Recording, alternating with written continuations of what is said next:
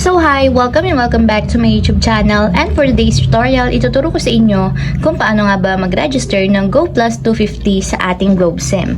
But first, kindly subscribe to my channel and don't forget to hit the subscribe button and the bell to notify you for my new updates. And once you learn more, just keep on watching and let's start.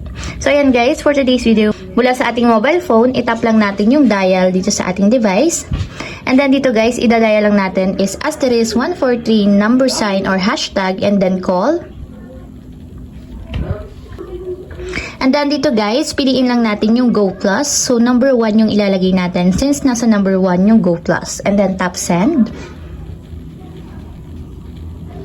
And after nyan, hanapin lang natin yung Go Plus 250. So kung makikita nyo naman, nasa number 5 siya. So number 5 yung ilalagay natin. And then tap send. And ayan guys, yung ating Go Plus 250 is merong total of 15 megabytes for all sites. Meron siyang 30 gigabytes for 5G or 15 gigabytes for apps of your choice for 15 days na yan guys. So para ma-subscribe, itap lang natin yung number 1 and then tap send.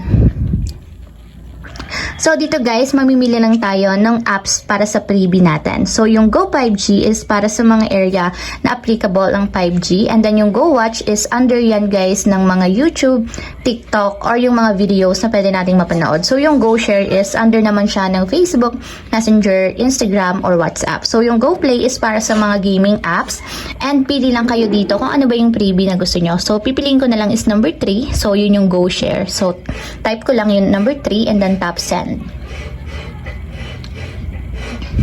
And ayan guys, magre-register ako ng Go Plus 250 with 15 gigabytes for all sites plus 15 gigabytes for FB, TikTok, and more.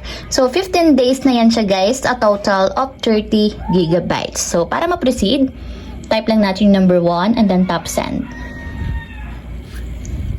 So, ayun lang guys, ganun lang kasimple kung paano nga ba mag-register ng Go Plus 250 sa ating Globe SIM. If you have a question, kindly comment down below and don't forget to hit the subscribe button and the bell to notify you for new updates.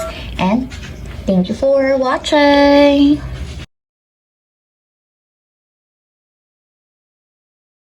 Living life, every day, late at night, not okay.